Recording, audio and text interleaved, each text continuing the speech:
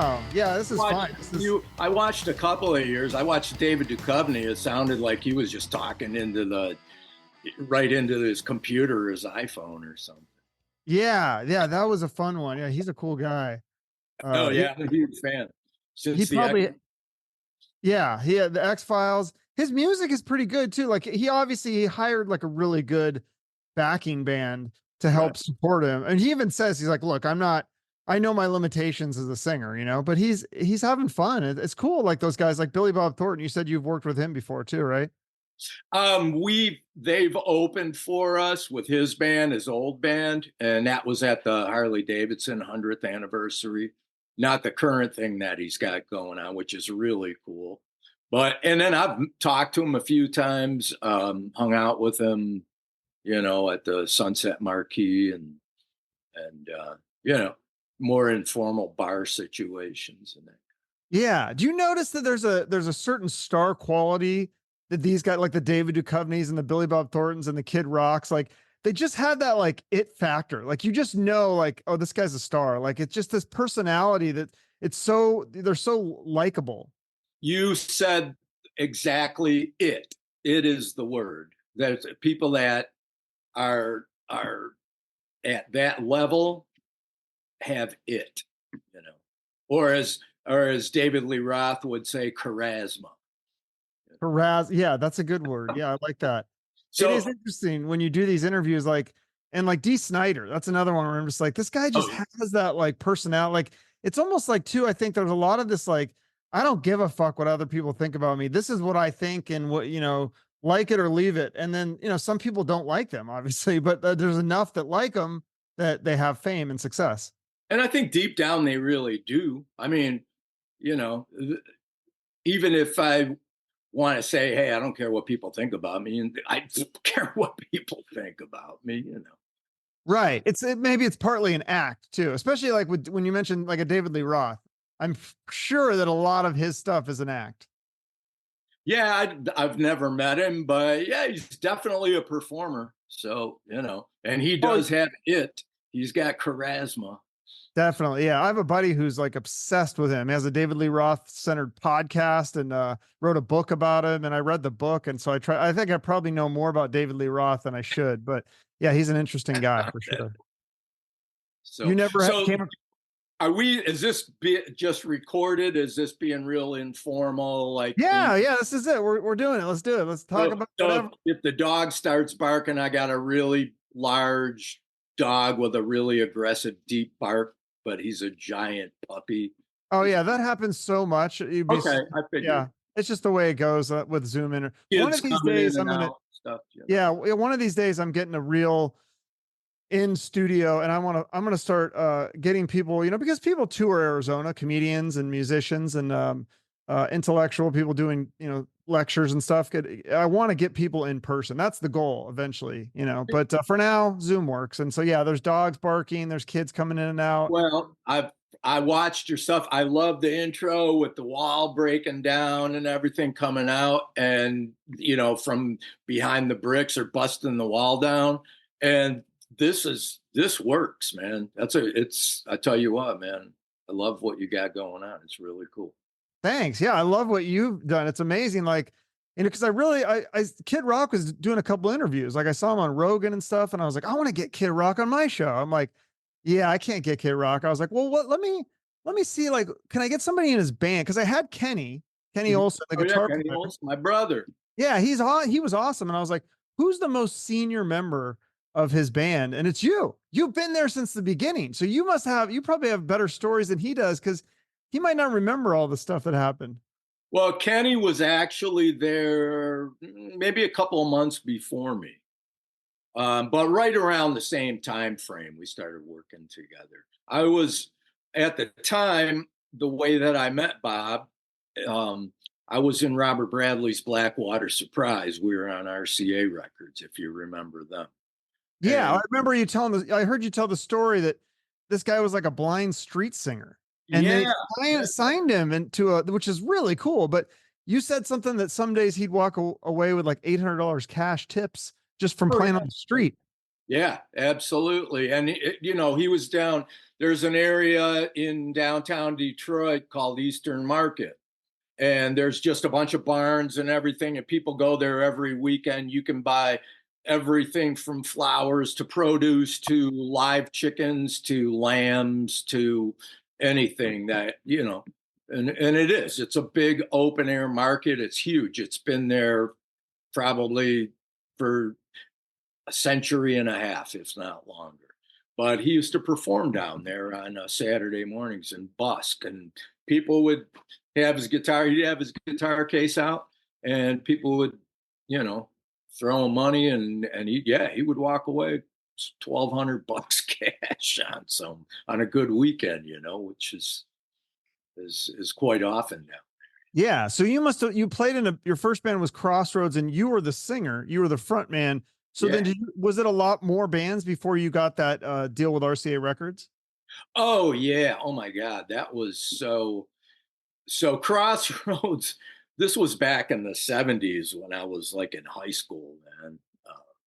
You know, and we were, I remember I was in class. I was like in the 11th grade, and I'm playing my harmonica, you know, and this guy a couple rows back from me, he's like, "Hey," he's like, "Can you sing?" And I said, "Sure."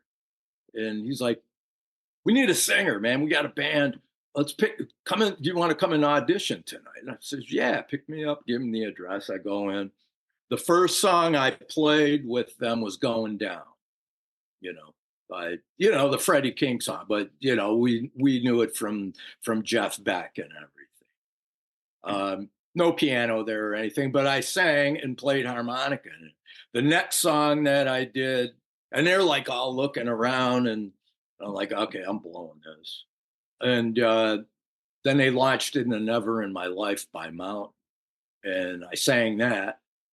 And then we did "Keep Playing That Rock and Roll" by Edgar Winter, White Trash. And they're looking around, and I'm like, "Am I that bad?" And they're like, "No, you're in the band." You know.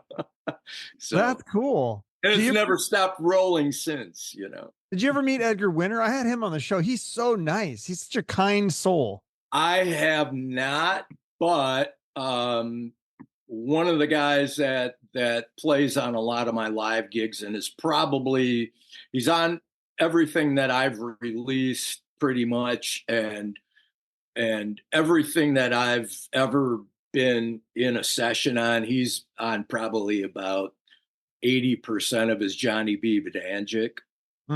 He was the original founding drummer and Mitch Ryder in the Detroit Wheels with Jim McCarty, and then later the Rockets. But B is also recorded with Alice Cooper. That's all him on playing on "Welcome to My Nightmare."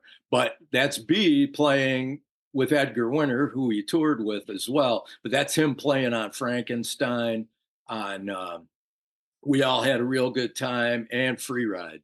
So, you know, I've never had the chance to meet Edgar, but I heard so many stories about him just through Johnny B. Yeah, that's cool. Like I heard you talking. I mean, it's such a different time. Like when you started in the band, did you say that what kind of what inspired you at first was seeing the Beatles on Ed Sullivan? Like I always hear people talking about that. Obviously, I wasn't alive then, but I was curious, like the next day, was everyone talking about that at school? Like, because this was before DVRs and reruns and stuff. Like, what if you missed that? And what if you were grounded that night, or like you had to do homework, or like you were at Bible study or something? Like, was there kids that missed that? And then they're like, damn it, like I missed this amazing moment. Well, yeah, I was very much alive at the time, but not at an age where I would be aware of all of the hype and everything that was going on. I just happened to see it. We were at my grandparents' house, as we often were on Sundays, and my grandpa always had to watch the Jackie Gleason show, and that was followed by the Ed Sullivan show. So, you know, caught that. And it definitely blew my wig back at about 4.5, 5 years old. You know, what hair I had, because my mom used to give me a butch cut all the time, you know. So is that like one of your first memories? Because I'm trying to think if I can remember anything from age 4 or 5. Like there's not a lot. it definitely made an impact. You know, certain things when they're huge, doesn't Yeah. matter how. I remember things from even much younger, but they made a huge impact on it. But that was definitely one of those moments that you know left an impression. And then the next day, my mom and dad went out and bought, you know, Meet the Beatles, and in fact, hey, I think this here it is. Wow. That is the copy. That's And amazing. yeah, so my mom and dad went out and bought that, and they were listening on their little whatever RCA Victor, you know, record player in the living room. So then And how long I from tuned that into moment? it really, really, really fast. Yeah. So how long from then until you like picked up an instrument and started playing yourself? Um, Not until I was about 10 years old. Oh, Uh, okay. you know, I Was it started your messing around with the choice? harmonica because my Yeah. grandfather played, Oh, okay. and and I think I was about 9, or I think it was about 9 or 10, and they got a Hammond organ. And with the Hammond organ that you bought from Grinnell Brothers or wherever you got it from, you got free lessons. So my mom and my sister began taking lessons, and I started just messing around with it, you know, trying to play different things, you know, by ear, strictly by ear. And and and then they said, "Well, you want to try it?" You know, and I said, "Sure thing. Yeah, I'll do that." You know, I'll try anything once. You know, at that age, I was doing whatever, and so they kind of fell by the wayside, and I ran with it. Wow. And then you know, I really have never had a piano lesson in my life, but although I did learn maybe about a couple, 3, 4 years on a Hammond organ from jazz guys and you know guys that were playing standards and lounge kind of stuff, kicking bass pedals and that. Um, I really wanted to gravitate more towards piano from seeing Jerry Lee Lewis, Little Richard, you know, hearing Nicky Hopkins, Johnny Johnson, people like that, you know, that were playing on all the Chuck Berry records and Rolling Stones and everybody else, you know. That's awesome. Gravitated way more towards that, you know, Yeah. that How did, hammer beating on the piano stuff, you know. right. So then how did you learn how to sing? Because for people who don't know, like I went down the rabbit hole and like I checked out your solo stuff. I was like, wow, this is like, you're really talented. Like, I mean, you don't Okay. get to showcase it as much with Kid Rock, but I mean, you do the piano and sing by yourself. Like you could just you with the piano and singing is amazing. It's like you're super talented.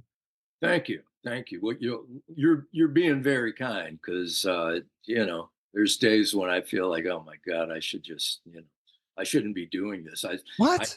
I hear some of these people, you know, kids that are, you know, 12, 13, 14 years old, and oh my God, these kids are ridiculous. But Yeah. never Well, really had, I didn't have any training. The training that I had was the record player and the records and just listening to it and, you know, feeling it and hear. And, you know, I guess I was blessed with a pretty good ear that I can recognize tones. And I just went for it and did what I could. yeah. Well, and I think that's the difference. Like, cause you talk about kids, and I've seen that too, like on TikTok. I mean, there's these guitar virtuosos who are very technically, you know, they're amazing, but like you can feel it when you listen to when you listen to you sing and play the piano, like you're playing with like soul. Like I think that's the difference with that old school kind of blues, jazz. Like you really can feel it. It's a different kind of a feel that maybe sometimes it's not even technically correct. I don't know because I'm not a musician, but it No, sounds it good to me. definitely comes from the heart with me, the heart and the soul. I mean, music moves me, you know. There's Yeah. certain pieces of music that'll bring me to tears, you know, anytime I hear it. But Really? Like which songs? Oh Holy Night. Can't listen to that song without my eyes welling up. You know. So, you know, things like that. You know, there's things, and one of the coolest things is I'll feel I feel really close to, I got my kids, the younger ones, my one daughter is 12, and very, very in tune with the Beatles, Queen, the Rolling Stones, all the classic stuff. She played, both of my girls, the 10-year-old and the 12-year-old, both play viola in the school orchestra. And so she said to me, she's like, "Hey, ELO's coming," and she knows that they've got a section, you know. They've got these three gals that play cello and violin and viola. And she's like, "Let's go." So I got her tickets to see ELO. Wow. So do you get like you get the Kid Rock like specialty backstage kind of amazing seats, or do you just have to buy a regular ticket? There's been times, but I just bought a regular ticket for this, and we're gonna go enjoy it like I used to when I used to buy tickets to shows and go see the Giles band when I was 16 years old at Kobo or whatever, Kiss, Yeah. Anybody. And didn't you tour with the guy from Giles band? What's his name? Peter Wolf. Yeah. Peter Wolf, yeah. Yeah, we did a tour. It was probably around, I think, 2003, I believe. It was the Rock and Roll Revival tour. And 2-hour show, and we had a 15-minute intermission in between, no opening act. We would come out, do probably about 5 songs, the way we normally do, and then Bob would introduce Peter Wolf. He would come out and do Love Stinks, okay? And then he would leave, we'd do some more, and then we'd bring him back out to close the first portion, before the intermission. And we would do Ain't Too Proud to Beg, because Peter's such a, soul R&B dude, So we did Ain't Too Proud to Beg and launched into Must Have Got Lost, and he did the whole Repute of the Buddha speech and the whole thing and everything. So, I mean, that was huge for me, after seeing that, being able to actually perform somebody that I was a hero of mine. And, and then we would do Centerfold. And then we'd have the intermission and house lights would go down and I come back out and we go in a rock box. Run DMC would come out and we do a section with him. Way we would do our show and we'd bring everybody back for the encore and do This a Little Light. And this was a tour with Run DMC? Well, no, Run was also on the tour as a guest along with okay. So then Peter did, I believe, 4 weeks of it. And he had other obligations. So he left the tour and Dickie Betts joined us and he ran for the rest of it. Oh, yeah. He recently passed away, right? Last week. Yeah. Yeah. Oh, that's sad. But, it's people that were heroes of mine and then that I grew up listening to and studying. And then I get to, actually perform with them. And yeah, the craziest one to me is like opening for the Rolling Stones. And you said Mick Jagger watched you guys side stage. Oh yeah. In fact, I got the poster right back here, man. We did it at where was it? Oh, it was at Ohio Stadium in Columbus, Ohio. So yeah, we opened with Ba with the Ba, and I'm playing and I look over to my right because they had their own monitor console, at stage right. I look and Mick is just, 20 feet away from me. He's got a ball cap on and he's just grooving. And Mick doesn't watch anything without studying, Really? Even the technical side of things. If he's going to see a band and watching the show, he's looking at everything. He's looking at the monitor desk. He's looking at the settings that they have. I mean, he's a genius as far as production and the whole business, So you think he definitely looked you up and down at least at one point? Yeah, he was like, yeah, I don't want to be nothing like this guy, Vince. No, that's awesome. That's crazy to think of Mick Jagger rocking out to Kid Rock. That's kind of It was fun. Yeah, it was fun. You know, it was definitely an honor to be able to open up for the Rolling Stones. I hope we get to do it again. Yeah. Now, what about the Beatles? Have you ever met Ringo or Paul or any of them? I have not. No, I've never. Jason Krause, our guitar player, met Paul really briefly. We were doing something in New York, television performance. I think it was maybe an award show having to do with whoever, MTV or whatever. And he comes back and he says, I just met Paul McCartney. And he's, you know, I told him I'm the guitar player from Kid Rock, introduced himself. And Paul just said, hey, great to meet you. Be careful. That was it. Hmm. Yeah. So I see the other poster behind you, the Bob Seger. That's cool. Cause now Kid Rock and Bob Seger are both from Detroit. So there's got to be some brotherhood there, right? Oh yeah, definitely. That's a very close friendship. And we did some dates with them.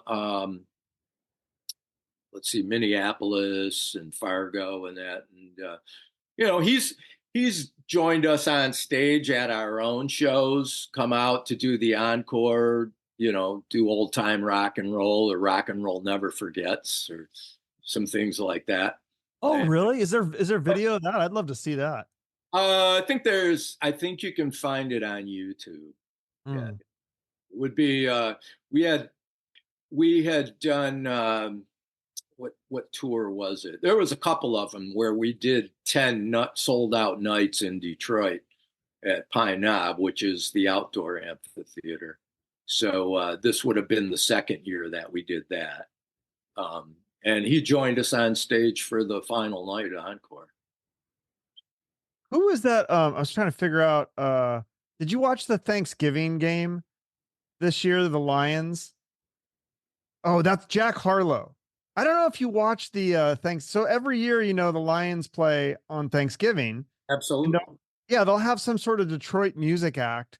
Yeah. And it just seems like they've screwed it up so many. Like they had Jack Harlow, which I guess he's I never heard of him until that, but he came out and the performance was just, to me, it seems so lackluster. I'm like, why don't they get like a Bob Seger or Kid Rock?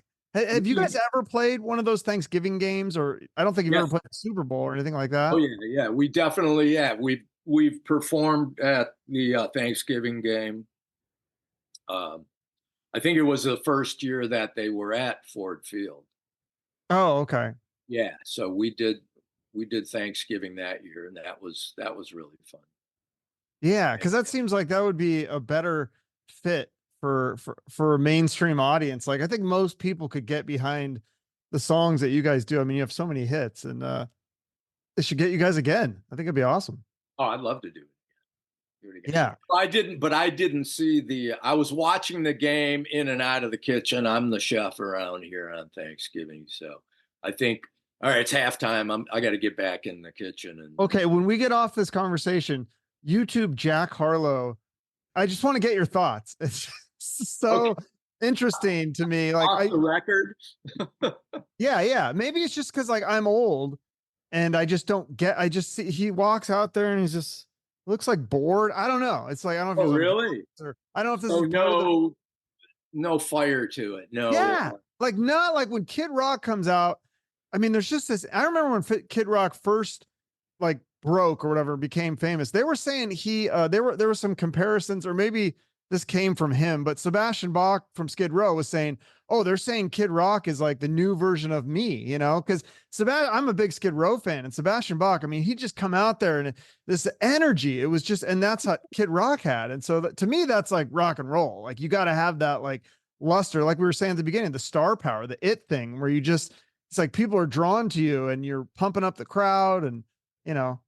Yeah, Bob definitely does. He definitely has it, and he's probably had it all his life. He just knows how to draw people in, you know, make them feel what he's putting forth, believe him. You know, there's been times where I thought, oh man, maybe this isn't going to work, and for whatever reason, the dice just roll in his favor. Yeah. What did you think though? Because when you first joined his band, I mean, you were with Robert Bradley, who I'm assuming that was more of a traditional blues rock. And then you go to Kid Rock, who I think before his first, the big album, The Devil Without a Cause, I think he was like basically a rapper. And then he kind of took some of that rap element, but then added a rock and a country and a blues. Like he just melded all these different genres, which was really cool. But what were your thoughts at the time? Are you thinking, this is a crazy idea? No, not at all. I was introduced to him through Robert Bradley. We recorded that first Robert Bradley record in a studio in Detroit, White Room Studios. And when I would be in there tracking with the guys, Bob was in the back room. And at the time, he was working on Early Morning Stone Pimp. Oh, okay. Yeah. Cause that was one of those like pretty much pure rap albums, right? Yeah. Yeah. Prior to that, I mean, this would have been maybe a couple, 3 years before that. He was signed to Jive Records, and he put out Grit Sandwiches for Breakfast. And that was, he was out touring with D Nice, and you know, I think he was maybe only 15 years old or something like that, 17.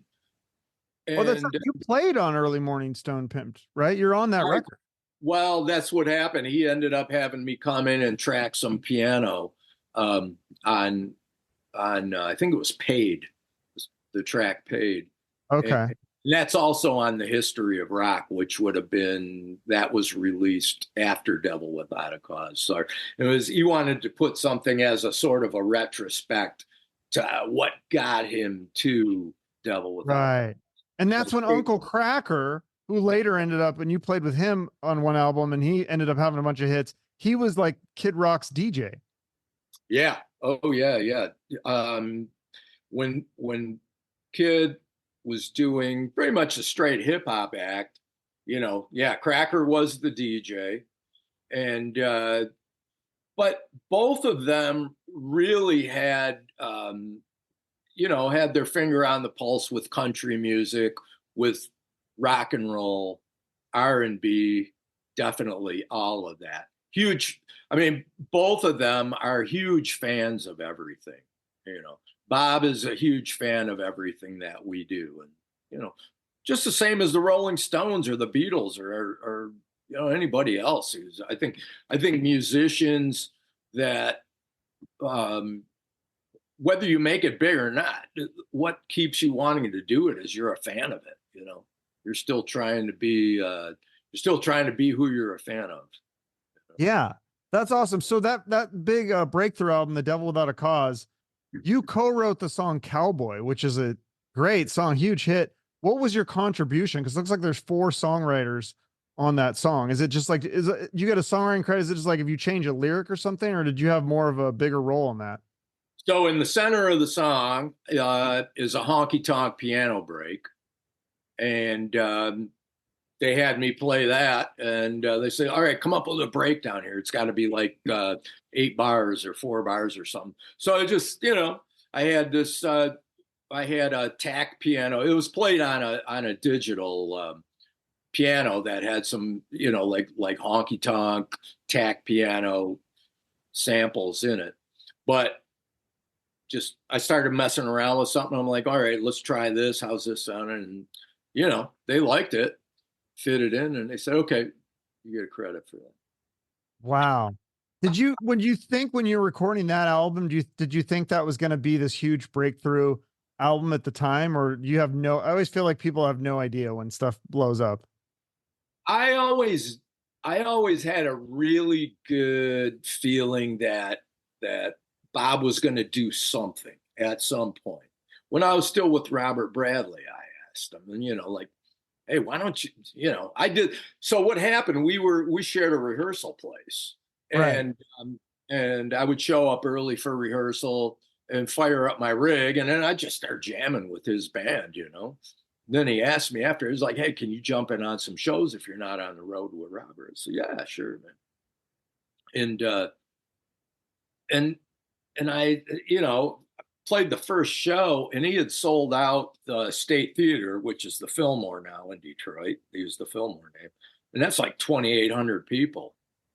I'm like, oh my God, man. And he's got, pyro stuff going on. And of course, we were doing it all, no license or very illegally and everything. We should just doing it.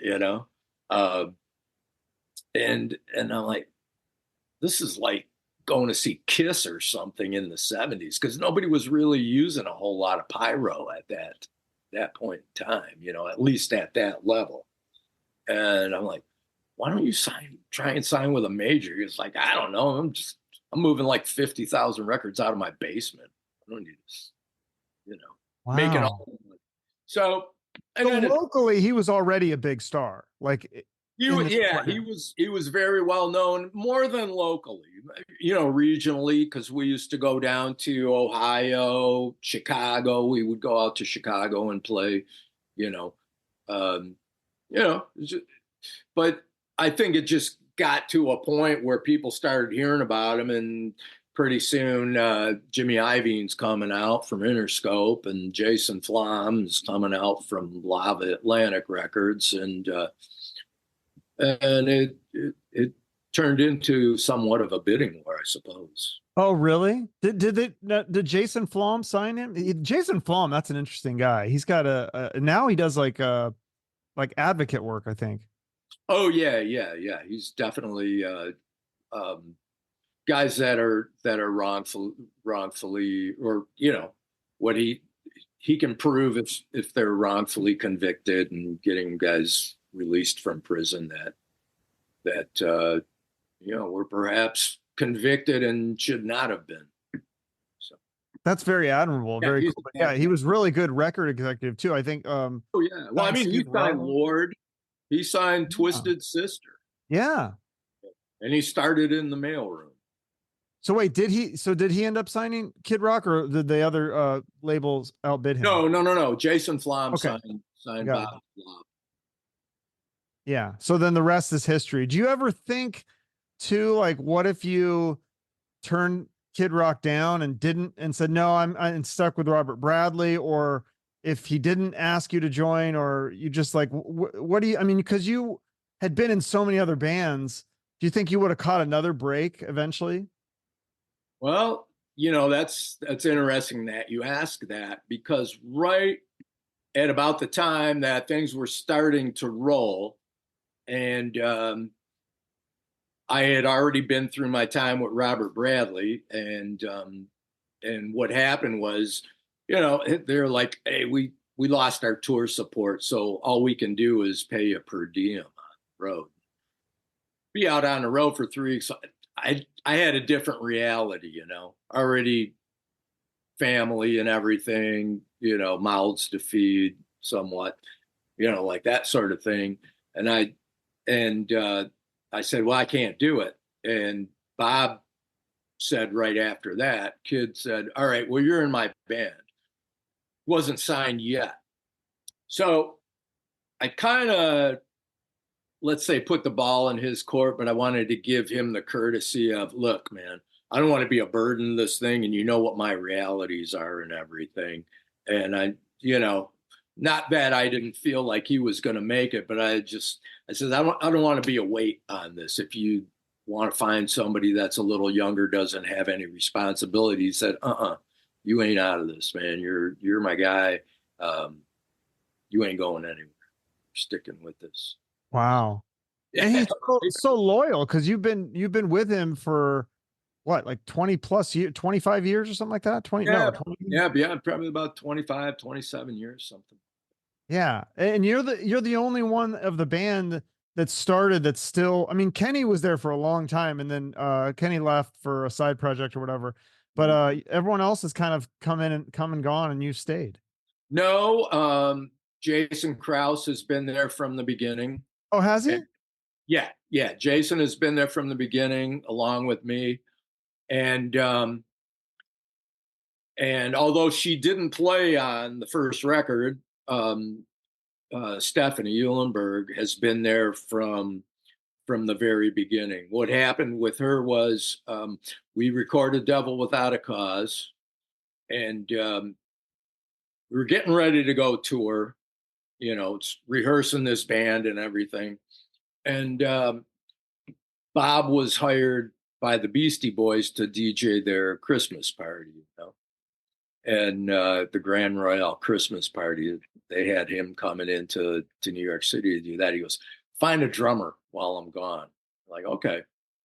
So we had another guy lined up, and I guess that this would have been maybe his Pete Best moment, because we had lined up, and Bob comes back, and he had been talking to Beck's DJ Hurricane, who was from Cleveland, along with Stephanie, and you got to check this girl out, man.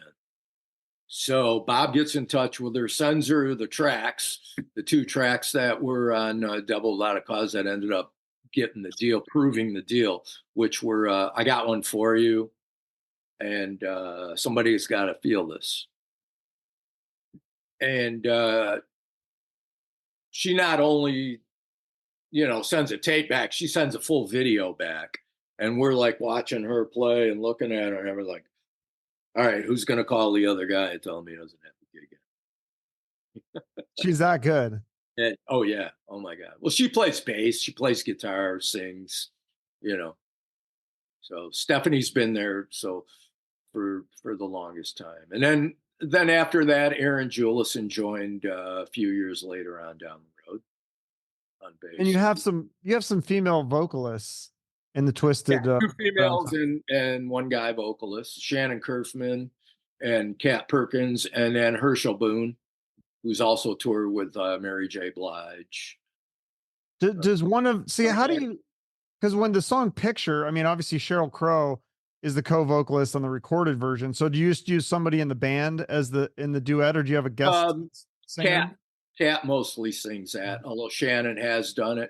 And for the longest time before we started bringing extra vocalists out, because me, Stephanie, and Aaron Jewelison also do backing vocals, Stephanie was doing the duet part.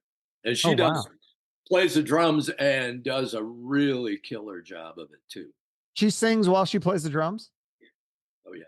That's always so amazing to me. Have you ever seen somebody? I mean, there's a few people that can do it, that can sing lead vocals while they play the drums. It's pretty amazing. Yeah, well, Phil Collins is pretty good.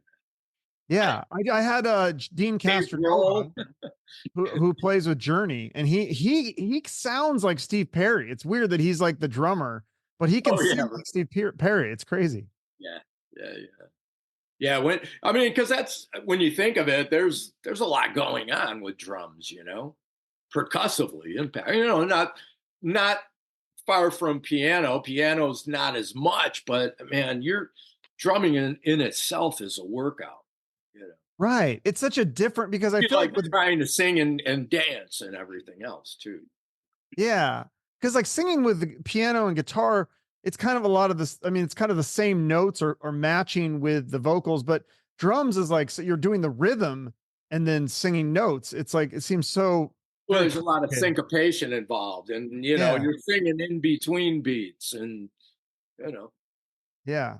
Musicians just amaze me. That's why, I look at you and you say like, oh, well, I look at other people, but like for me, like, I'm always amazed by anybody who can play music well, because I sucked at it. I wanted to be good, but it's just like, I go, no, I can't do this stuff. Like people like you are just like blow me away. I'm like, wow, like that. Now, do you ever tour with your solo band? Not so much touring, but I do gigs. I've got some shows lined up for later on in the summer, and then I've got solo hits and everything too, where Danny Zalisco called me one day, and he had me come down and open for Gordon Lightfoot in Detroit, just completely solo, playing piano and singing my stuff, doing a 40-minute set or so. And this would have been the last appearance of 2 appearances of Gordon's life in Detroit. Oh, wow. It's funny because the phone rings one day, and it's Kirk Gibson, Detroit Tigers, Los Angeles Dodgers legend, baseball player. Yeah. And then he managed the Arizona Diamondbacks, from a very bad team to a winning team, But yeah, Kirk's a pal, and he's like, hey, Danny Zelisko, and I says, I don't know him personally, I know of him. He's like, he's looking for somebody to open for Gordon Lightfoot, and I said, well, get Bones. So it's like, yeah, tell him to call me. So that's awesome. That was a huge honor. Yeah, have you opened for other national acts too? Yeah, I've opened for Pat Benatar and Neil Giraldo. I kind of got dragged kicking and screaming to do one. It was kind of funny because a friend of mine calls me up, and there's a place in Grand Rapids, Michigan called the Meyer Gardens Amphitheater. They have everybody in there. I was on tour. They wanted me to come and open for Joe Jackson, and I was just like, we had a date. But that's where I did the show with Pat Benatar and Neil Giraldo. But the first one I ever did, my buddy calls up and he's like, hey, they need you to come and open for somebody. And I'm like, it's sold out show. You got to do it. And I'm like, who? He's Air Supply. And I'm like, get out of here. No way, man. Like, that is so far from what I do. Just, no, seriously, go do it. It's sold out. I couldn't have been more wrong. I went, they loved what I did. I didn't vary anything. I just played what I do. Everybody ate it up. I sold out all of my merch, and I'm standing back at the merch table and, and I wasn't really an Air Supply fan, but, they didn't really fit with what I was a huge fan of and everything. But then I'm listening to all these songs. I'm like, that was a hit. That was a hit. You cannot deny great music, And it's funny because then you revisit it maybe later on and you're like, wow, you really start to appreciate some things that maybe you didn't really care for so much when you were younger. Right. Well, there's a lot of songs like that from the 80s that I think were good songs and they were well-written songs, but it was just the production maybe and some of the costumes or whatever, where it's coming from. Yeah, but it's really a good song is a good song, and it doesn't matter. There's some great songs that are full-on pop production that were probably just, written as a singing around a campfire with a acoustic guitar. Yeah, well, even like you think of like Fleetwood Mac in the 80s, or like I had Ann Wilson on from Heart. That was cool. Like she hates her 80s music. But if you listen to those songs, you can tell they're well written. It's just, it's the production and the very it's like timely, because it sounds like the 80s. Yeah. Yeah, and it's not really the song as much as the production. Yeah. And I think for Heart's, the reason she doesn't like, I think some of those songs, they didn't write them, it was like they brought in an outside songwriter and they're like, here, sing this. And they're like, oh, okay, we'll do this song that's not really our song, but it was a big hit. So I don't know. Right. Yeah, that happens, You bring in an outside writer, even somebody like Cheap Trick, and they write a lot of their stuff, but maybe something that's a little bit more like The Flame. I don't know if they wrote it or not, but I'm like, I attempt a question. Okay, this is a huge hit, and I love that song, and I'll listen to it on loop over and over. Now I got to look that up because that's going to bug me. I feel like they did write that one, but that'd be interesting if they didn't. You know what? I wouldn't doubt it because those guys are such great songwriters and can cross genres from hard rock to just great, pop mega ballads, Yeah, it'd be amazing if they did because they're such good. I feel like they could write for other artists rather than have someone else write for them. Yeah. One of the best episodes I saw of Live from Daryl's House is when they had Cheap Trick, when they had Rick Nielsen and Robin Zander. Oh yeah, that's a great. I've been trying to get him. His voice is hands down one of the great I would say top 10 greatest rock and roll voices ever. Definitely. Okay, now I looked it up. Holy, you're right. Like it wasn't written by them. It was written by Bob Mitchell and Nick Graham. Okay. Huh. So they just gave somebody, they bought the song. Lucky them. That's good to know. But yeah, it's weird because they write so many hits and so many well polished pop songs. Why would they need an outside songwriter? Yeah. That's interesting. Well, or same with Aerosmith with You're My Angel or the theme from Armageddon. Those were written by Diane Warren. Yeah. Right. And I had Desmond Child on, and he wrote with Bon Jovi and Aerosmith some of the biggest hits, like Living on a Prayer and the Aerosmith Dude Looks Like a Lady. He helped him co-write that song. So, but that's like a co-write, so that's a little bit different. But yeah. Because Kid Rock he used co-writers too, right? Yeah. I've co-written with him. Marlon Young, our guitar player, co-writes with him a lot. And let's see, First Kiss, that was with Marlon and Bob. American Rock and Roll was written, although Bob, he changed a lot of the lyrics and everything more to fit, making adjustments and everything. That was written by a kid in Michigan. Oh, really? Yeah. And like, it's interesting, the song Picture with Sheryl Crow, you'd think that he would have co-wrote that with her, because she's such a, does she write her own songs? Because her songs are amazing, but he wrote them all by himself. Oh my gosh.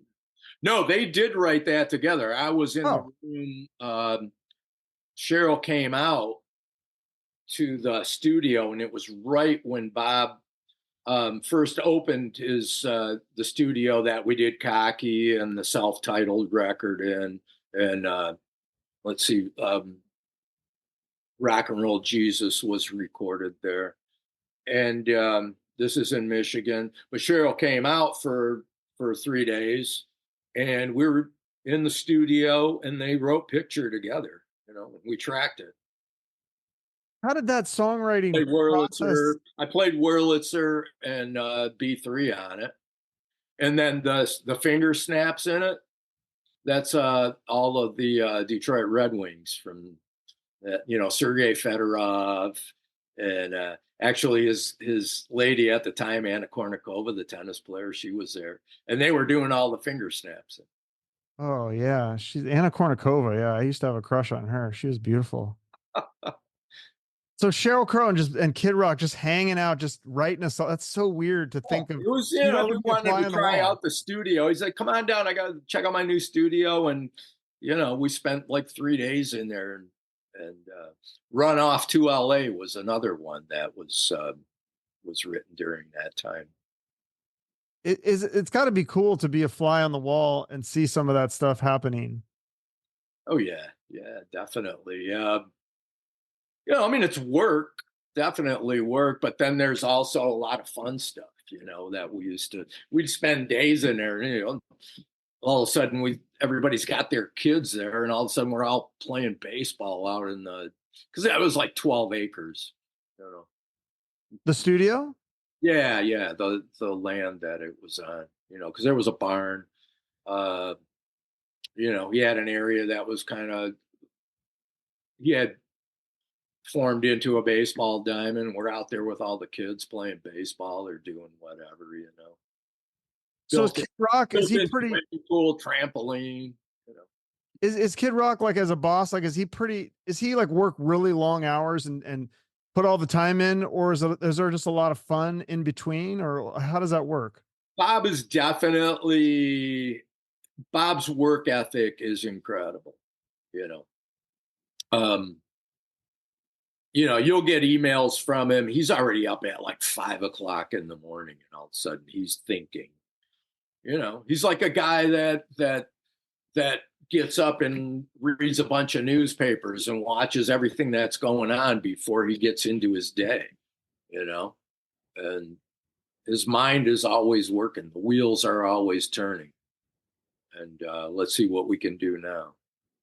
He is kind of involved in the news and politics. What are your thoughts on that as a band? Like, because you're part of the band, is it like you support him in his political conquests or views or whatever? Or are you kind of like, I'm just going to stay on the sidelines on this?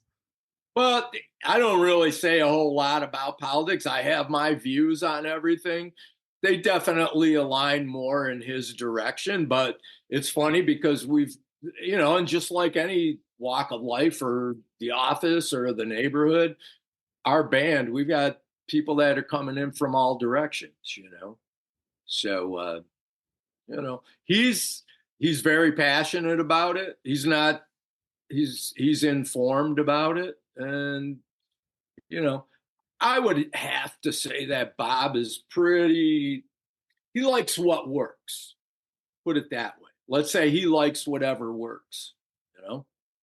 And if you feel something and even if it might not agree with where he aligns or what side of the aisle he's on, if he thinks it's going to work, he's like, okay, let's see.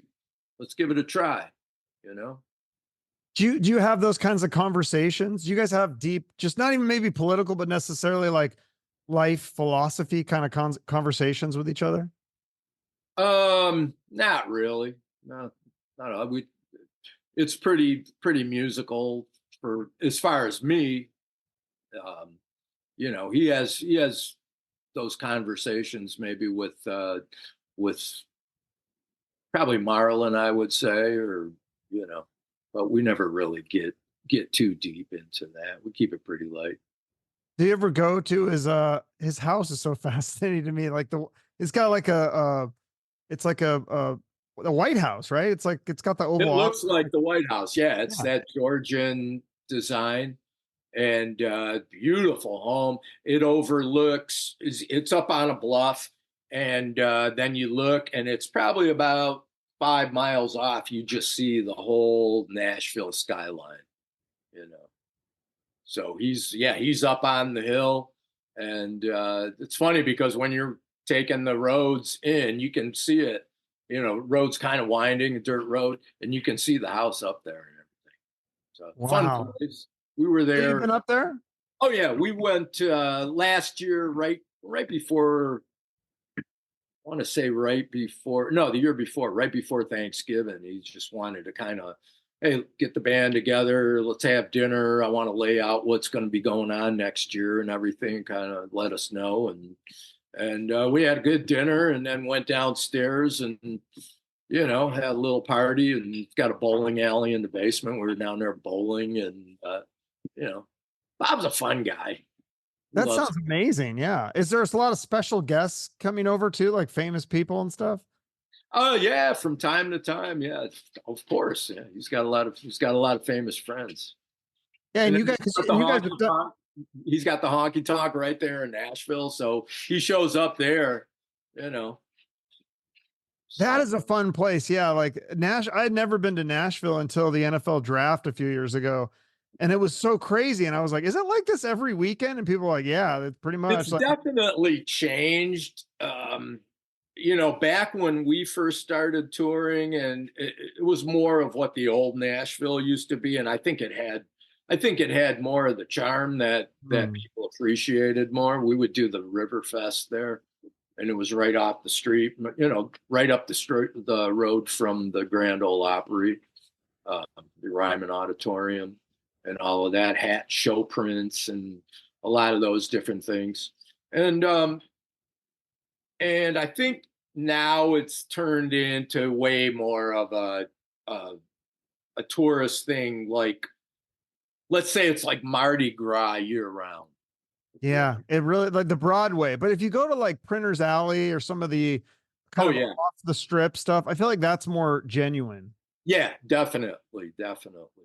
But it's amazing how many musicians and good music, and people think like, oh, Nashville, it's all country. I'm like, no, it's not. It's rock, it's country, it's pop. There's DJ. I mean, it's every kind blues. There's every kind of music that you can find. It's amazing. And there's people there that are, towel drying cars at the car wash that can play 10 times better than some people that are out on the road. You know what I mean? Oh yeah. I mean, I remember we were there for the NFL draft, and I remember it was so crazy on Broadway. I thought we were going to get trampled. There were so many people. So we we like go, let's just go in here. Let's go in the store. So we go in this like store and it's like they're selling NFL gear or whatever. And some girl just takes out her guitar and I'm like, oh, there's going to be live music in this store. This is so weird. And she starts playing and she's amazing. I mean, she's doing covers, granted, but she's killing it. And she's just this girl with a guitar playing for tips. And she was amazing. Right. Yeah. Yeah. Those are, you walk around like that and you witness stuff like that. And somebody that's 15 years old and they're just like, all right, I give up. I mean, that's just what's so amazing to me about music though. There's just so many people that are good at it. I wish I had any talent. I mean, I think that's just amazing with anybody. I mean, I see people just around here live. I'll go to this. We have this little place called, what is it called? Bell's Nashville Kitchen. And they have live music all the time. And I'll see so many great live musicians. In fact, Bruce Springsteen just popped in the other day at that place. I was like, damn it, I wish I was there. Yeah, you have moments like that, It's. Do you ever run into the boss? I have not. No, I never had. Never had. Yeah. You guys have done so many. I mean, you've toured with almost everybody, Metallica and Leonard Skinner. And we did, let's see, we did a tour of Metallica. We started actually at the Pontiac Silverdome, New Year's Eve, 1999, going into the new millennium. So, and then we went out on the road with Metallica. That was the first show of the winter tour. That was all arenas, and that went really well. And after that, we did the Summer Sanitarium tour with them, which was Metallica, Korn, Kid Rock, System of a Down, and Power Man 5000. Wow, that's an all-star lineup. What was it like hanging out with those guys? Oh my God, that was such a fun tour because it was all at speedways and major football stadiums. We played Dallas Stadium. We played all the NASCAR speedways and everything. That would be dangerous. That's why I think it's a good thing I don't have any musical talent. Because if you put me on a tour with like all these huge rock bands, and they're all like this was back when Metallica was like drinking and stuff, right? And I know Kid Rock was drinking, so like I don't know if I would have made it out of that. Yeah, we had some long nights and some but it was day on, day off, and it was a lot of fun though. Yeah. You're right. It's dangerous. I was going around a NASCAR track on a go-kart, which was essentially a bar stool on really fat wheels with a motor underneath the seat, and the throttle was under my seat, and I'm pulling up on the throttle. So no steering at all. You're just following the track, and you just get going, and it's a bar stool. And probably get going about maybe 25 miles an hour, which, that's pretty good clip on a bar stool, I suppose. That sounds amazing. And now, so you guys have a tour. Those bank turns. Yeah. You're touring with Jason Aldean, right? Yeah. What this is that we're currently doing, it's the Rock America tour, and they're all Friday and Saturday night, 2-day festivals. And we headline one night, either Friday or Saturday. Jason Aldean headlines the other night. So, and then we have openers like Miranda Lambert, Travis Tritt, Hank Williams Jr., Randy Houser. We're going to have Leonard Skinner's going to be out on some of them with us. This last week, we were in Ashland, Kentucky, and the openers for us were Nelly and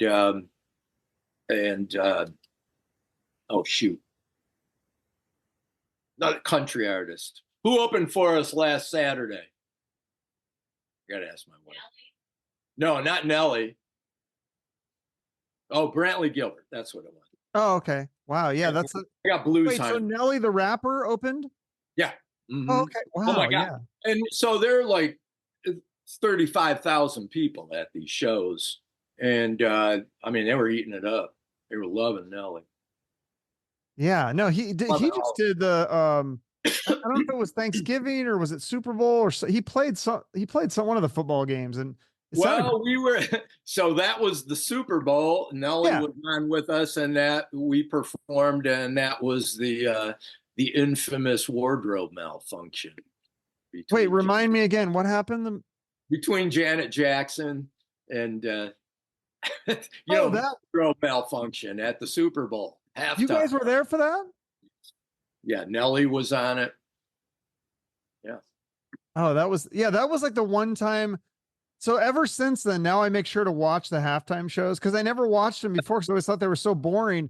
And then everyone was talking about it, like, oh, you see Janet Jackson's. They're huge. Yeah. Oh, they're huge. Yeah, they've made them a lot more interesting. There's as much hype on the halftime show, There's probably there's probably bets on something having to do with the halftime show in Vegas, Yeah. If so and so is going to show up, or if somebody's pants are going to fall down. Yeah. Is there going to be a bare tit this year? And what's the over under on that? Like, what's the over under on a wardrobe malfunction? Yeah. I love all those crazy. Do you do the sports betting at all? I don't. My wife does. She does quite well at it. Oh, does she? She's got a mind. Sports? My wife has a mind like an NFL GM. She's really seriously, yeah. She follows it, and she's a whole nother level. And are you into sports too? I'm definitely into sports. I'm not a gambler, so. Gotcha. So what do you do with your downtime? It's got to be a lot easier now with phones and technology. Like back in the day, you had to bring like a VCR or something. Now, I mean, you can watch so many movies on YouTube and Netflix and read books. And I mean, there's a million things to do, right? Oh yeah, absolutely. Well, you're talking about downtime on the road or downtime? Yeah, because on the road, I'm saying like, isn't that was a big problem? It sounded to me from talking to musicians was like, that was a big thing why a lot of them fall into drinking and drugs and stuff, because they'd be on the road and they'd be in these hotel rooms and they'd be lonely or bored, and they would just like, what else can I do? And so they would turn to that kind of stuff. But now, the hazards of the road and the hazards of boredom and everything, But now it's like, there's so many other things you can do. Yeah. Well, and right now, the way we're touring, I'm leaving the day of the show. We do the show. We jump right back into the jet and we're home on this one. But yeah, when we're out for long periods of time, I mean, I like to go out for a good dinner and have some drinks and everything and see what's going on. I definitely look at the culture of certain areas, or, try to see what's very interesting. Wait, you said get on the jet? Does Kid Rock have his own private jet? You don't have to fly commercial? He has his own, and then all of the band members from Detroit, they've got another jet that flies us in and out of Detroit. Oh, that's so nice. That's the one thing, like I always say, if I was rich, because I've eaten at fancy restaurants, I've stayed in nice hotels and all that, and that stuff's nice, but I hate flying commercial with an absolute passion. I would love, that's the biggest thing to me about being a billionaire is like, I'd have a private jet for sure. I would not fly commercial. I hate it. Yeah, definitely. It's nice. It definitely, you're not going through security. It's, flying is a rat race, and you're kind of at the mercy of the airlines and everything else that's going. Yeah. I had a Brett Michaels guitar player, and he's always jokes. He's like, yeah, it's nice, but it always worries me too. He's like, I always tell the pilot, don't make me famous. Like he doesn't want to crash. Exactly. Yeah. Yeah. That's cool. Well, awesome. Thank you so much for doing this. Anything else you want to promote? Do you have any new music? I know you had that album, Snake Bit and Wandering, in 2017. That was 2017. And then at the beginning of 2000, I released a couple of things that were singles. A song called Bittersweet, and then another song called Through Hell for Heaven's Sake. And those are on my YouTube channel, and they're on iTunes and Spotify and everything else too, and you can buy them direct digitally from me. And then just the last couple of years, I was asked to do something that I'm really proud of. It was a project that generated money, and it featured the Detroit Youth Choir, if you're familiar with them.